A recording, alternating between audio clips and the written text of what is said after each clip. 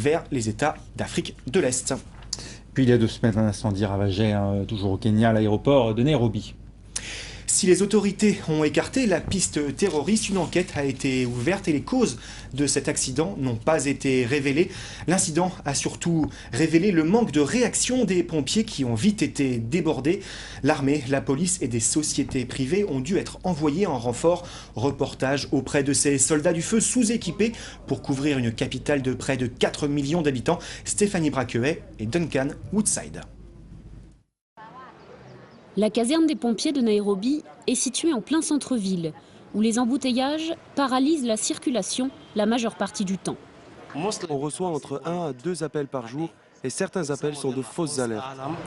Le jour de l'incendie à l'aéroport, il n'avait que 7 pompiers disponibles et un seul camion. Les pompiers de l'aéroport Jomo Kenyatta ont tenté d'éteindre le feu, mais ils étaient submergés. Après quelques minutes, ils nous ont appelés à l'aide. Mais avec le peu de moyens à disposition, ils n'ont pas pu faire grand-chose. L'armée, la police et les sociétés privées ont dû venir à la rescousse. L'incendie a duré plusieurs heures et la réponse des autorités a été très critiquée. Depuis des années, les conditions de travail des pompiers n'ont cessé de se détériorer. Je suis très frustré et démoralisé parce que les bouches d'incendie ne sont pas remplies d'eau. Donc quand on arrive sur un incendie, on utilise l'eau de nos réservoirs. Et après, il faut faire plusieurs kilomètres pour les remplir à nouveau.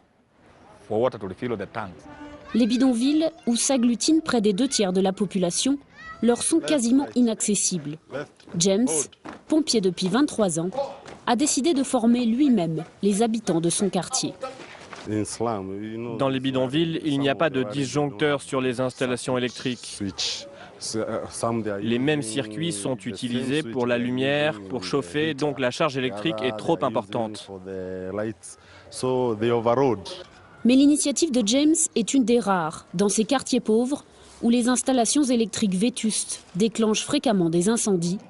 Chaque année, des milliers de personnes se retrouvent sans abri, car le feu a le temps de tout détruire sur son passage. La suite de l'actualité africaine, Johan.